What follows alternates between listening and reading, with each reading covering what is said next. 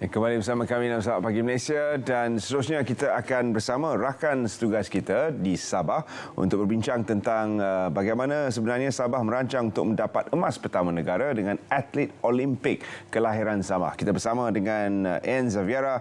Sini ada cerita.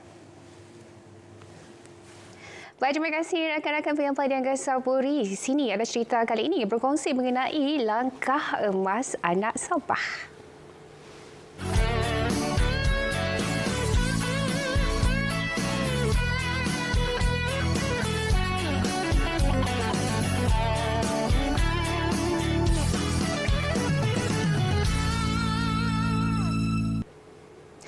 Baik, saya mahu anda bayangkan ini. Bagaimana sekiranya satu ketika nanti jago Olimpik lahir dari negeri Sabah di bawah bayu ini. Ini sebenarnya bukan sesuatu yang mustahil kerana Sabah sememangnya terkenal dengan banyak bakat baru dalam dunia sukan. Persoalannya sekarang, adakah kita mempunyai sistem sokongan atau visi untuk mengangkat bakat-bakat dalam dunia sukan ini ke pentas antarabangsa? Baik, jadi hari ini akan bercerita mengenai langkah emas anak Sabah. Bersama dengan kita hari ini adalah Encik Muhammad Asni Muhammad Nor, Pengarah Majlis Sukan Negeri Sabah. Apa khabar Encik Muhammad Asni? Baik, Alhamdulillah. Alhamdulillah, sihat ya? Sehat-sehat. Ya, baik. Hari ini apabila kita berbicara tentang sukan, sebenarnya dia ada bawa satu mood yang luar biasa. Sebab kita tahu persoalan mengenai sukan ini di negeri Sabah sememangnya orang kata agak terpencil sedikit kerana kita masih lagi mencari juara-juara yang akan mengangkat negeri Sabah ini ke peringkat antarabangsa. Tapi kalau kita boleh kongsikan tentang inisiatif di bawah majlis ataupun Majlis Sukan Negeri MSN Sabah ini dalam mencungkil dan juga membangunkan bakat-bakat baru dalam dunia sukan ini, terutamanya di kalangan para belia. Okey, macam biasa, macam ni sebenarnya Majlis Sukan Negeri Sabah ni adalah satu agensi yang meneruskan usaha, membantu usaha Majlis Sukan Negara dengan program negara kita untuk melahirkan satu juara Olimpik yang macam saya ni kita belum dapat lagi. Olimpik kita ni masih belum dapat pingat emas Olimpik walaupun di sektor para kita telah berjaya mendapat beberapa pingat emas di Olimpik. Betul. Tetapi kita masih belum dapat lagi lah. Dan di peringkat negeri ini kita meneruskan, kita ada program pelapis, kita ada program bakat, kita buat TID yang secara menyeluruh, kita cuba cover Sandakan, Tawau, Keningau, KK, semua section yang ada ni. Dan dalam masa yang sama juga kita sebenarnya membantu tu dalam di Malaysia ni ada program Sukma, tetapi kita di Sabah susulan daripada Sukma tu kita ada Saga pula, Saga Games. Saga Games kita meliputi semua daerah, kita ada 30 daerah yang bertanding dalam 23 jenis sukan yang kita akan berkumpul pada hujung tahun ini. Contoh dia lah, ini adalah saga kita yang ke 11 bermakna selang seli kita sudah ada 22 tahun lah. Dan kita harap platform saga ni adalah salah satu program untuk kita beri peluang kepada semua masyarakat, kepada semua atlet dari daerah-daerah untuk bertanding dan menunjukkan bakat dia, dan akhirnya kita harap dapat menuai sesuatu daripada di sana lah. Ya, betul. Saya kira kita agak istimewa di negeri Sabah ini kerana Menteri Belia dan Sukan kita juga sebenarnya adalah bekas atlet yang mewakili negara ke Sukan C. Sukan Asia. Sukan Asia. Jadi kalau kita boleh lihat bagaimana sebenarnya peranan yang dimainkan oleh Menteri sendiri dalam membuat dasar-dasar yang berkaitan dengan pembangunan atlet di negeri Sabah ini. Kalau kita boleh kongsikan, apakah antara bentuk sokongan yang diberikan kepada atlet muda dan juga pelapis di negeri Sabah ini? Okey, kita ada program-program yang macam kita ada anugerah sukan, kita buat anugerah sukan, kita menghargai 2 tahun sekali. Tahun ini contohnya kita akan buat anugerah sukan untuk menghargai sumbangan atlet-atlet kita pada tahun lepas. Ini kita buat tahun ini. Kita ada skim insentif yang kita salah satu ni atlet-atlet yang mewakili Malaysia, kita akan bagi insentif penyertaan, kita bagi duit poket lah, lebih kurang poket, supaya bila atlet kita bertanding mewakili Malaysia, dia orang ada at least ada persiapan, ada sedikit membantu dia orang untuk perbelanjaan asas lah. Kita juga ada ada program KWSP, semua atlet kita, atlet yang ada kontrak dengan kita, yang akan dalam kontrak Sukma maksudnya, dan kontrak para Sukma juga. Kita bayar KWSP, caruman KWSP setiap bulan. RM50 kepada setiap atlet secara sukarela, dan sepanjang dia selagi dia ada kontrak dengan kita akan bagi dia syaruman tu lah. Itu salah satu dapat kita bantu. Saya rasa kita salah satu negeri yang menyediakan kemudahan ni. Ya, saya lihat di sini MSN sebenarnya begitu orang kata prihatin dengan kebajikan para atlet yang ada di negeri Sabah ini. Dan kalau ada di antara anda juga sebenarnya pada awal tahun lalu, sekitar tahun-tahun sebelum ini juga sebenarnya kita melihat betapa perkembangan atlet-atlet negeri Sabah ini begitu cukup mengharumkan bukan saja nama negeri Sabah tetapi juga untuk seluruh Malaysia khususnya. Baik, kita ingin tahu juga bagaimana agaknya MSN ini menghargai ataupun mengiktiraf kejayaan-kejayaan atlet-atlet yang mengharumkan nama negara kita ni. Okey, macam saya cakap tadi, kita ada skim insentif penyertaan.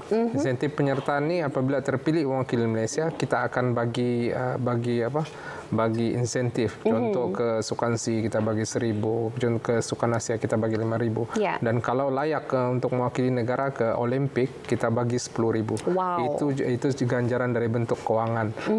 Kita juga mencalonkan atlet-atlet yang mewakili Malaysia ini, yang pernah mewakili Malaysia ini untuk mendapat pingat kebesaran negeri, yang mana biasa dia akan diberikan kepada atlet pada hari keputeraan TYT lah, hari kelahiran TYT.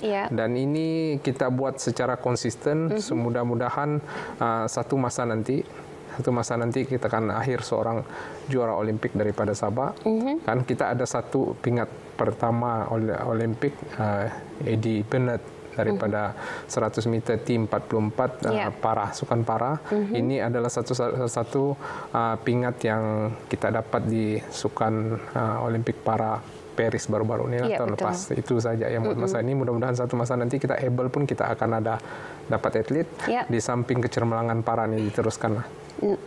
Tapi dari sini kita melihat sebenarnya potensi atlet-atlet di negeri Sabah ini begitu besar untuk kita sebenarnya boleh bawa mereka ke pentas antarabangsa. Maksudnya mereka boleh bersaing di peringkat antarabangsa sebenarnya. Tapi apabila kita bercakap tentang bakat ini, tidak kurang bezanya dengan bakat yang ada di luar negara. Tapi muncul pula persoalan yang mengatakan bahawa sejauh mana fasiliti yang ada di negeri Sabah ini terutamanya cukup untuk mereka berlatih. Bagaimana pihak MSN menilai tahap kecukupan fasiliti sukan? Okey, berkaitan dengan fasiliti ini, sebenarnya fasiliti di Sabah ni dimanage oleh dikendalikan, dijaga oleh Lembaga Sukan Negeri Sabah. Buat masa ini kita ada 16 kompleks sukan yang telah beroperasi sepenuhnya. Saya rasa kita salah satu negeri yang paling banyak kompleks sukan yang dijaga oleh satu badan yang dibawa Kementerian Belia dan Sukan. Betul. Dan kami ada dua lagi yang dalam pembinaan sekarang, kompleks sukan Tonggod dan kompleks sukan Kota Merudu. Saya percaya kita ada kemudahan, terutama untuk membantu atlet-atlet kita. Kita dari masa ke semasa kita cuba pastikan kita punya dengan bantuan lembaga sukan, kita pastikan kita punya kemudahan yang ada ni setara dan sama level dengan yang boleh digunakan untuk kejuaraan terbangsa. Dalam masa yang sama juga kita cuba untuk menjadi tuan rumah kepada sukan-sukan bertaraf antarabangsa lah. Contoh di tahun depan kita akan menjadi tuan rumah Sukan Borneo. Itu salah satu inisiatif yang mana kita ada masalah dari segi geografi. Kita jauh, negeri kita jauh. Kita contoh ke Sendakan 200 lebih kilometer, ke Tawau 700 kilometer untuk perjalanan darat. Tetapi ini walaupun jadi kekangan kita dari segi geografi, tetapi saya percaya kita boleh dengan adanya kemudahan kompleks-kompleks sukan di kawasan-kawasan ni, kawasan-kawasan contoh di Tawau, di Sandakan, dapat menjadi satu medan untuk atlet kita terus bertraining, sebab latihan berterusan ni sudah pasti akan lebih berkesan daripada latihan bermusim. Kalau kita ni tiada sudah gini, kita perlu latihan berterusan. Kalau boleh setiap hari, kalau boleh dan melalui latihan ini kita perlu ada satu pertandingan yang tersusun untuk satu medan menilai macam mana sama ada keberkesanan training kita ni okey ataupun tidak.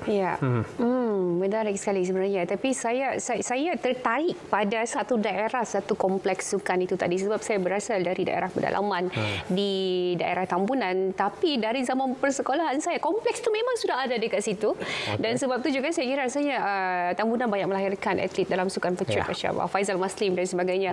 Kalau kita boleh kongsikan juga apabila kita melihat pada ketika ini ramai kemunculan bakat-bakat baru di negeri Sabah ini. Jadi kalau boleh dilihat dan juga potensi daripada mereka, apakah antara fasiliti yang ditekankan oleh MSN itu sendiri, adakah terdapat usaha untuk memperbaiki lagi fasiliti sedia ada ataupun cuma berfokuskan kepada membina sesuatu yang baru?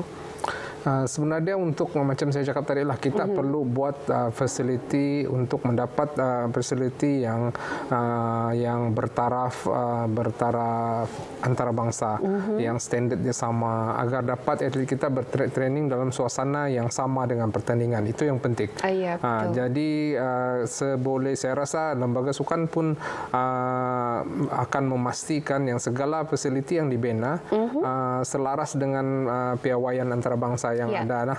Dan dalam masa yang sama atlet kita terus berusaha memberikan platform yang terbaik untuk memastikan atlet kita terus sentiasa ada lah. Kita ada beberapa contoh olahraga, kita ada Eropa Club yang tengah berkembang sekarang, kita ada RS Atletik, kita ada Tuaran Atletik, ada Beruang yang berusaha keras untuk menambah populariti, menambah penyertaan yang mana daripada atlet-atlet muda, contoh dia untuk terutama pada sukan olahraga lah yang buat masa ini. Ya, baik Tuan. Kalau tadi Tuan mengatakan antara cabaran utamanya adalah bentuk muka bumi dalam membangunkan lagi kemudahan fasiliti yang ada di negeri Sabah. Kalau boleh dikongsikan lagi, apakah antara lain cabaran yang dihadapi oleh MSN dalam membangunkan dunia sukan di negeri Sabah ini? Ini geografi macam saya cakap tadi, geografi satu. Kita masalah kekurangan dari segi kemudahan jurulatih yang bertauliah, jurulatih yang sebab jurulatih yang banyak yang ada dengan kita ni adalah jurulatih yang kita perlu tambah ilmu dia. Jurulatih yang ada sekarang ni adalah jurulatih yang sanggup berbuat segala-gala, sanggup berusaha, sanggup menghabiskan wang ringgit sendiri, sanggup mengorbankan masa untuk melatih anak-anak kita. Tetapi dalam masa yang sama kita perlu bantu mereka dari segi pengembangan ilmu. Berlaku perubahan. Contoh dalam sukan-sukan sini banyak perubahan-perubahan, banyak perkembangan-perkembangan terkini dari segi teknologi, dari segi biomekanik, everything yang kita rasa boleh, kita akan cuba sedaya upaya untuk bantu.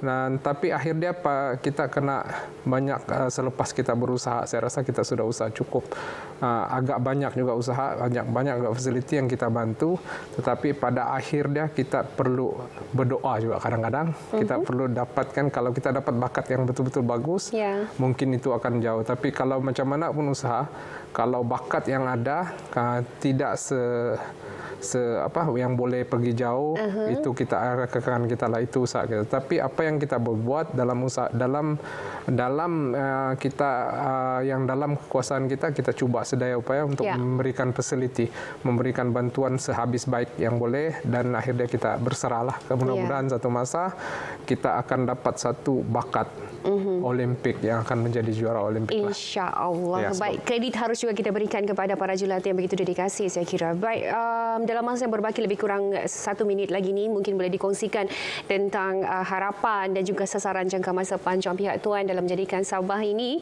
sebagai hub sukan di Malaysia Timur. Okey, terima kasih. Untuk sebenarnya kita dari 2012 saya rasa kita telah disasarkan oleh kerajaan negeri pada masa tersebut untuk mencapai 40 pingat emas. Kita telah buat segala-gala dia. Kita ada MOU dengan UMS, kita ada MOU dengan yang terbaru, kita ada MOU dengan University of Guangzhou untuk menghantar dan membantu kita dalam mempersiapkan diri kita untuk mencapai sasaran 40 pingat emas yang kita telah ditetapkan tu. Tetapi semua dia bergantung kepada rezeki juga lah. Kalau kita ada rezeki, InsyaAllah kita akan dapat. Kalau tidak pun mungkin kalau orang lain akan dapat juga. Satu masa mudah-mudahan sasaran tercapai. Bila 40 ni kita sudah capai, mungkin ada sasaran yang lain lagi lah. Tetapi dalam masa yang sama 40 ni bila kita capai 40 mudah-mudahan dalam masa yang sama juga kita dapat melahirkan juara Olimpik. Sebab ini sasaran negara. Ini matlamat negara untuk melahirkan juara Olimpik Able lah. Untuk para kita memang macam saya sudah cakap tadi, Able kita sudah ada pingat. Tetapi kita masih menunggu pingat emas daripada sukan Able. Ya, itu dia. Kita harapkan yang terbaik untuk atlet negeri Sabah kita ini. Selamat maju jaya kita ingin ucapkan kepada seluruh warga pengurusan MSN dalam membawa atlet-atlet Sabah kita ke peringkat antarabangsa mencari emas, langkah emas untuk anak-anak Sabah. Baik, terima kasih diucapkan sekali lagi kepada Encik Muhammad Nasri Muhammad Nur, Pengarah Majlis Sukan Negeri Sabah atas perkongsian untuk hari ini. Baik, ini sahaja yang dapat kita bawakan untuk hari ini. Kita terus saja kembali bersama dengan rakan-rakan penyampai di Angkasa Pura. Silakan. Terima kasih Ann untuk perkongsian daripada Sabah berkenaan dengan langkah emas anak Sabah. Kita nak berehat seketika, kembali selepas ini kita akan bercakap berkenaan Festival Kraft Utara 2025. Jangan ke mana.